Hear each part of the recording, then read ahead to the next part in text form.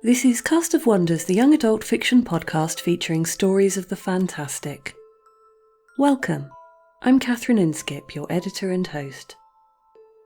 Episode 455 is our 30th Little Wonders collection.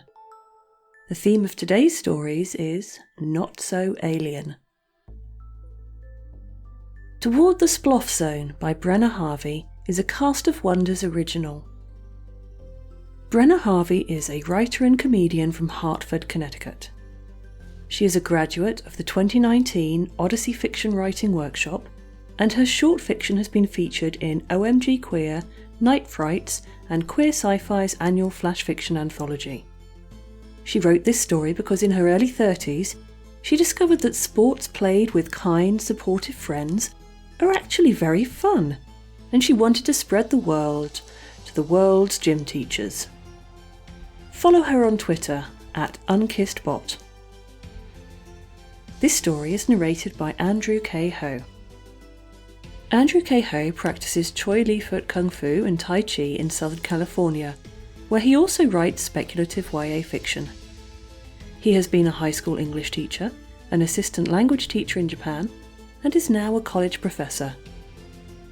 His stories appear or are forthcoming in Cast of Wonders, Diabolical Plots, Young Explorer's Adventure Guide, Highlights for Children, and elsewhere.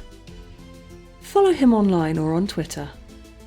And now we've a tale to tell.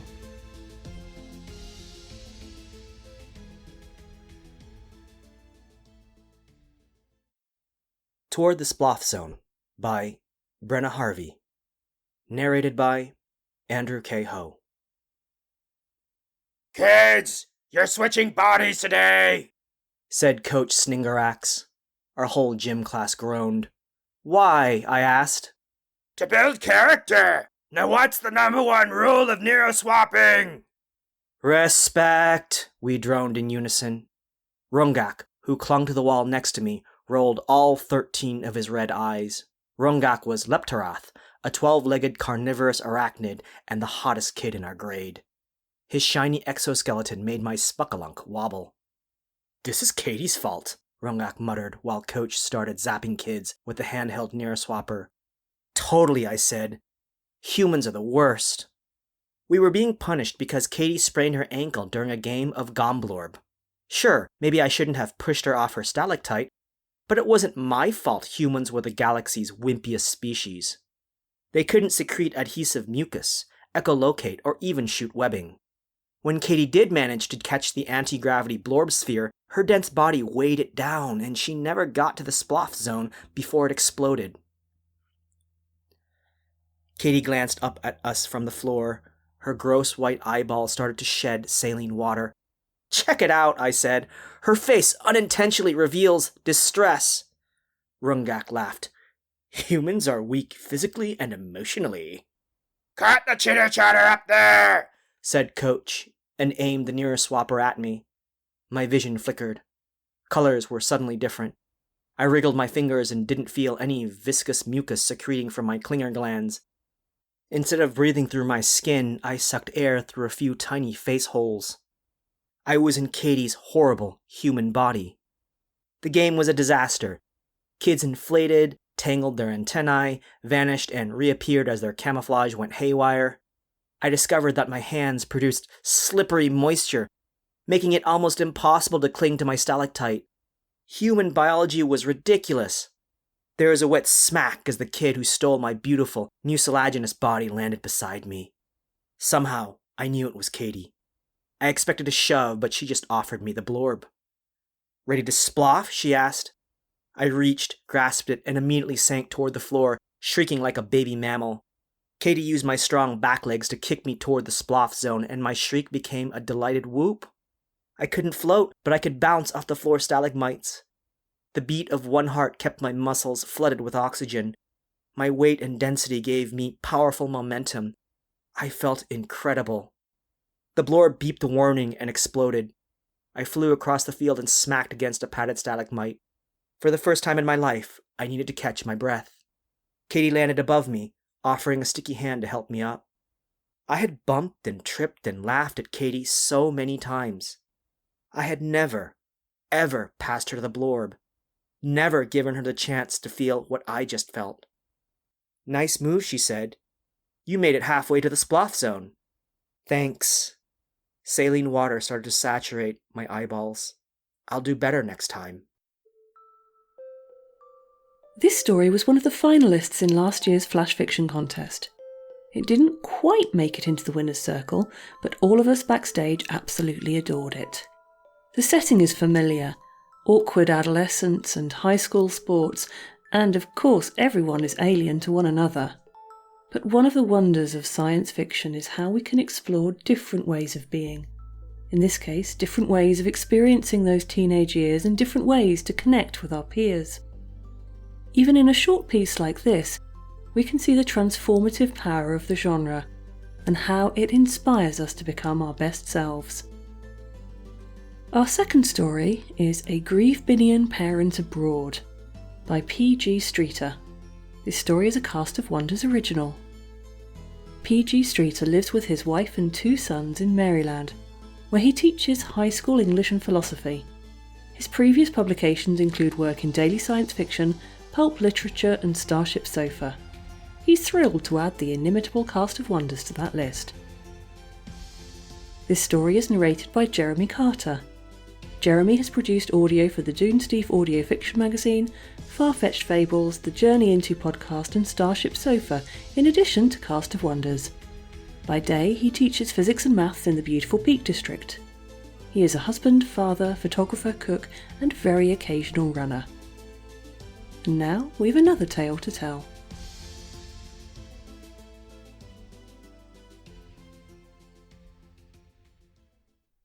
A Grieve-Binion Parent Abroad by P.G. Streeter. Narrated by Jeremy Carter. For today's post, I'd like to touch upon a sticky but unavoidable question of Grieve-Binion parenting. Namely, how can I separate the fears and anxieties I have for my offspring from the larger worries that accompany the Grieve-Binion universal mission? I know this sounds far more philosophical than my usual pragmatic fare, so if it helps, I'll put it in simpler terms. How do we balance our 2 lives, work and parenthood? Many of you have written to inquire as much. This is, quite simply, a topic that can't be avoided, especially for someone in my position. As you might have guessed, I am, like many of you, a custodian. I was flung to a far-off broken world to be its caretaker, its light-bearer in its darkest days, its guide on the path to a better future. This is of course not a task to be taken lightly, but it is also not the Grieve-Binion way to be heavy-handed in our approach. Where some would send a large, threatening contingent to interfere in a lost world's recovery, our ways are more subtle, starting with a single grieve and building slowly. It is necessarily a multi-generational undertaking. The first custodian to any world is also responsible for a cryosac full of young. So, me. 9 cycles ago, I awoke from hibernation to see an alien sun rising over the desolate landscape of an alien world. The pod I emerged from contained nothing more than myself, the cryosac, a tangle node, a few odds and ends needed to tend to my offspring, and the smallest protein synthesizer available. Thus, my work on Sol 3 began. Earth, as it's locally known, is certainly a planet in need of our mission. Its last 2 centuries have seen climate disaster and warfare reduce its sentient species to a mere 2% of its peak population. Still, I have already made headway with habitable zone reclamation and have established level 1 contact with 5 discrete Earth communities. Mind you, none of this is meant as a boast. I'm merely presenting you with the full picture. Plus, it really is only a start. A good start, yes, and I am proud of my work, proud of this progress. However, as most of you will surmise, my greatest sources of pride are my offspring, the first and second of which I've already thawed and hatched.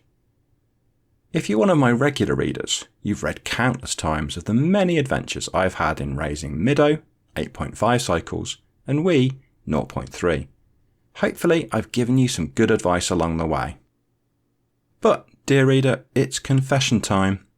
I'll let you in on a simple fact that I fear I've failed to convey properly before now.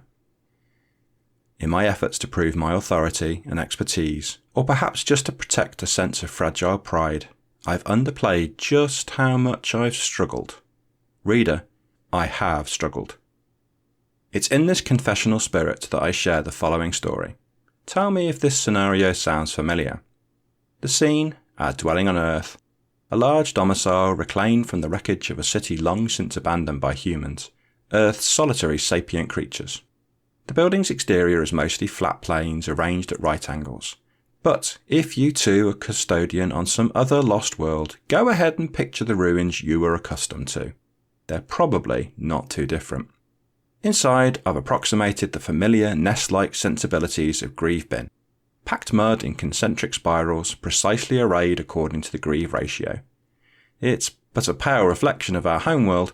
There is nothing comparable to Grieve Bin's luminescent mud to be found here, nor do the local materials allow for architecture that moves or breathes. Still, my modifications give me just enough of a glimpse of that world to make it feel like home.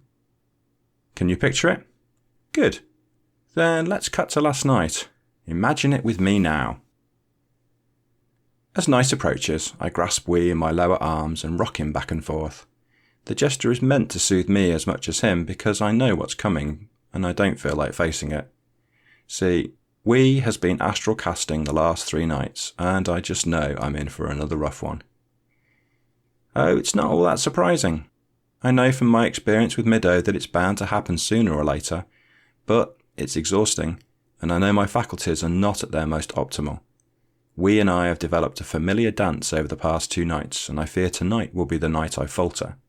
The steps go like this. 1. Rock Wee in my lower arms while using my uppers to fritter about at some task or another as I wait out the inevitable. 2. Gasp with pain and nearly drop the little grieveling as he digs his tiny foreclaws into the bark-like integument of my thorax. 3. Get ready for a fight. And sure enough, it's at this step that I make a blunder. A bright shape bursts into being around Wee. I utterly fail to project a form substantial enough to counter the one Wee has thrown up. My own cast flickers into being, then quickly flickers right back out. So I grunt, pinch my mandibles tightly in concentration, and give it another shot. Does it sound familiar? It was a moment of utter parental shame, made all the worse by the pride I'd built up over my successes of the first few nights. Just the night before, in fact, I'd responded with perfection. I'd been poised to cast well before Wee shot out his involuntary surge of energy into the ether space around us, and I wrestled his cast form into submission before it even took clear shape. Last night, though, I was not so lucky. My false start gave Wee time to pull the astral particles together much more coherently. Back on Grieve Bin, a Grieve his size might cast a northern string beast or some other filter-feeding monstrosity. Here, on this strange soil, Wee cast the closest Earth analogue he could find a psychic impression of. I believe Earthers call it a python? It is important at this juncture to remind you that just because a thing is made of thought and light does not mean that it cannot squeeze the air out of you. Wee's cast form coiled its long tail around both of my abdomina, and it took both of my lower arms to pry the beast far enough off me to draw in a breath. As one of my strong upper arms struggled to grasp the glowing snake by the throat, the other reached down and pulled Wee snugly to my body, holding the blessed little grub in a tight hug while he tried to kill me. I was, thus far, short-limbed, wrestling with only my physical appendages. Luckily, I'd now bought myself enough time for a cast of my own, a full-bodied Grieve-Binian cacklethroat. It spread its glowing wings and began prizing the coiling serpent from its stranglehold while I staggered and hobbled around on both podal claws as the bloody thing kept squeezing. It took flap after flap to shake it loose, and all the while my one free arm hugged Wee close, and I never stopped humming the old Grieve lullaby. Eventually the chaotic heaving of breath and tones and wing beats found rhythm and harmony. The astral python relaxed, then dissipated. I dropped my own cast and rocked and cooed at Wee, acting on pure parental instinct, too much in shock to do anything voluntarily. Once his breaths had steadied into those of deep sleep, I cast a small sleeping net and gently set him in it, then plodded, sulking, up the spiral path to my home's upper chambers. One does not subdue one's youngest Grieve in a near-death match without feeling compelled to check on one's eldest afterward. After practically crawling into the upper corridor, I slowly stood upright and braced my right hands on the daubed wall and my lower left on my hip. My free hand slowly peeled back the membrane of Mido's chamber door. Just as I expected, no change. The room was a tangled mess of astral webs. It was filthy and pungent, and at its centre was a thick cocoon of light. Through its translucence, Mido stared outward, blinking, but not deigning to speak. You'll remember that I wrote just a quarter cycle ago of my beautiful eldest grieveling's transition to the hibernation phase. I employed every euphemism, every platitude, every memorised line from the old hollows on parenting we all watched before receiving our fertilisation licence. I pulled every trick of rhetoric, every turn of phrase I could muster to turn those hollow words into something that sang, all in hopes of reassuring you, my readers, of giving you strength and hope. It is the Grieve Binion way, I proclaimed, part of a wonderful metamorphosis. Reader, I lied. Yes, deep down I know Mido will emerge in time in full maturity, a big Grieve, powerful and wise. But to see her like this? My first hatched, whom I whelped and raised from the tiniest grub, now tangled and filthy, her 8 eyes dull, lacking all the lustre and vitality she'd come to possess. It makes me feel like a failure, utterly defeated every time. Some battles cannot be fought by projecting a Grieve Binion cackle-throat. Yes, such is adolescence. But, oh how I miss her. Head hung, I resealed Mido's door and trudged down the hollow corridor. Back in my own chamber, my perch at the top of this sad facsimile of a real Grieve nest, I collapsed so fast that I almost forgot to form a sleeping net beneath me. I got the cast out just in time, then took a moment to nestle into the warm, buzzing astral mesh. I suspect I looked nearly as dishevelled and lifeless as Mido. Behold, reader, see your fearless author, your supposed paradigm of Grieve Binion parenting. See me here, limbs askew, eyes bleary, drool doubtless dripping from slack mandibles. Is this the Grieve whose words you cling to for comfort, whose advice is so sought after across the galactic tangle? One who has not even seen their oldest emerge from her chrysalis and embrace adulthood, accept her mission?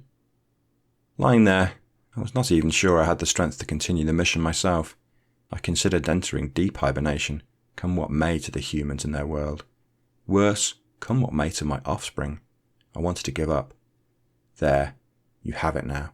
You see me fully exposed, in my moment of greatest weakness. I will not blame you if you cut the feed and disavow my name, and perhaps it would be right to do so. Even so, I ask this small thing. Do not give up on me. Read on. A few minutes of silence and comfort can change a Grieve materially, like a miniature hibernatory phase and subsequent metamorphosis. So it was for me late last night.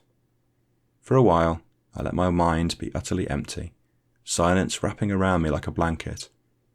After some time, thoughts inevitably began to form, but I let them drift as they will over the various projects that I knew I must begin tackling while the stars still shone over the quiet earth.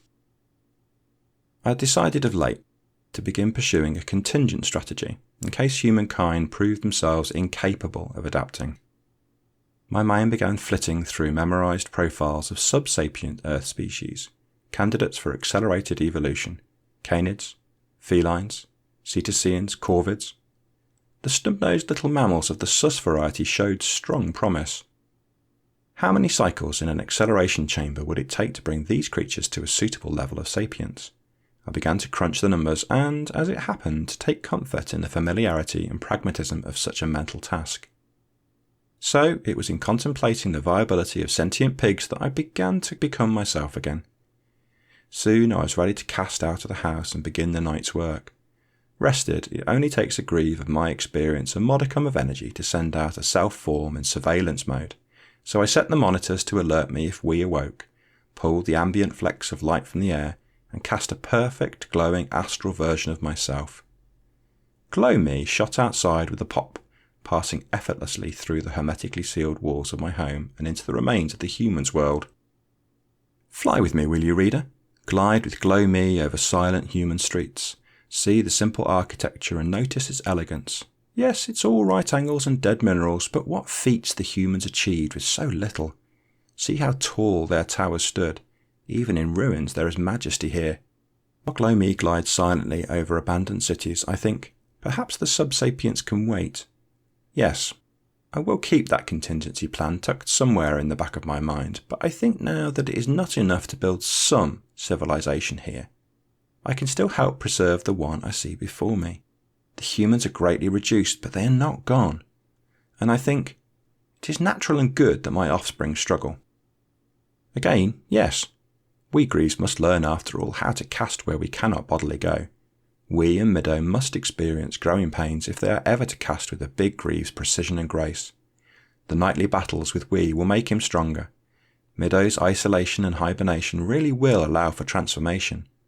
After all, didn't I, this very night, experience the same thing in microcosm? Back out there, Gloomy senses a patch of breathable air, unlittered by toxins and deadly radiation in the outskirts of a now quiet human city. Even through all that miasma, I can taste it. Gloomy propels towards it. The humans must learn to do this too. They must learn what we know, to see the Astra among them, to draw them, make them into human shapes. While their survivors shelter in the last clean pockets of the world, they are in a prison of their own making. But if they learn to astral cast, they might survive. I think about the obstacles that remain.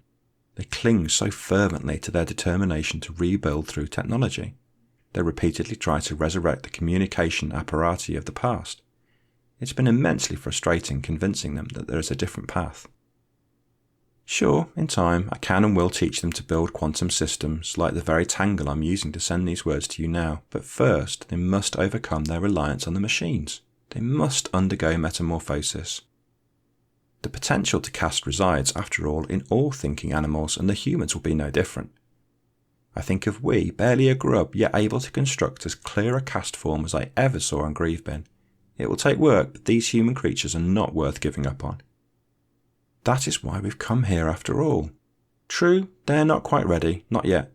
They will need my offspring's generation and the offspring of my offspring to teach them. They will need the likes of we and Middo, just as we and Middo need me. And a bit of struggle, and time. Reader, I began this long meandering post with the question of balance. Fittingly, after my night's work in astral form, I awoke to find we taking his first tottering steps on hind legs. I composed these words through tears of pride, for it is a beautiful thing I witness. No, the steps he takes before stumbling back on all six are not beautiful in a traditional sense. They're not graceful. Each teetering pace forward is precarious, and he's toppled over repeatedly, but I've helped him back up several times, and each time he steadfastly recommences the process of finding balance. Balance, I'm reminded, is a dynamic thing. I think of the classical Grieve composers who first imbued music with core Grievebinian principles. Listen to their music. Its beat is not steady, its rhythms chaotic, its notes so often discordant, but yet... A recording plays now in the background as I tap these words into my Tangle node. I sync my breathing to this music and I find abiding tranquility among the frenetic notes. Can you hear it too? Here are two strains of melody, one bowed on lower limbs, the other hummed in the upper abdomen. The two melodies seem to be at odds, but only when you first begin to listen. The song's composer has expressed a deep, resonant truth of life through the piece's structure. Each measure is chaotic. But in the hypermeter, the superstructure of the composition, there is a steady pulsing rhythm. The piece's balance comes not from keeping its two strains separate, but from weaving them expertly together. So it is with we and Middo. My offspring will inherit this world. They need the mission to succeed. This world, in turn, needs them. And so I say, hold on. Do not give up. Adolescence isn't the only challenging time in our lives, but it's certainly a big one, and can also be challenging for our families. This story illustrates the universality of that experience, from a very alien parent's perspective. Sometimes it feels like we're thrust into an alien landscape where nothing works and nothing makes sense. That's what parenting is like. Change is hard to go through and to witness. Accepting it is tough. Sometimes you just have to step back, let go, and trust that things will work out okay in the end. The changes that come may not be the ones we choose or expect, but they are ours all the same. Whatever forms our metamorphoses take, with patience and love we can make them beautiful, for ourselves, for our families, for the world. This story conveys that message wonderfully. Hold on, because it will be worthwhile. Join us again soon. We love bringing you the best audio fiction week after week, but we can't do it without your support. Your donations pay our authors, narrators, our servers and our staff. Please consider supporting us with a monthly donation through either PayPal or Patreon. You can also review us on Apple Podcasts, request us on Spotify, and consider the stories we publish for award consideration. There are lots of ways you can help. Join the discussion on the EA Forum, forum.escapeartists.net, or the EA Discord. Visit us on Twitter at Cast of Wonders. Come say hello. Cast of Wonders is a production of Escape Artists Incorporated and is brought to you by editor and host Catherine Inskip, assistant editors Andrew Cahoe and Carissa Sluss, associate editors Amy Brennan, Alicia Caparasso, William Haight Minor, Umaira Hussain, Sean Proctor, Ray O, Susie Rodriguez, Emma Smales and Denise Sudell. Our art director is Alexis Goebel, our community manager is Denise Sudell, and our audio producer is Jeremy Carter. Our episodes are released under the Creative Commons Attribution Non-Commercial No Derivatives 4.0 International License. That means you can download or listen to the episode on any device you like, but you can't change it or sell it. The Little Wonders theme music is Versus by Alexei Nov, available from Promo DJ or his Facebook page. Thank you for listening.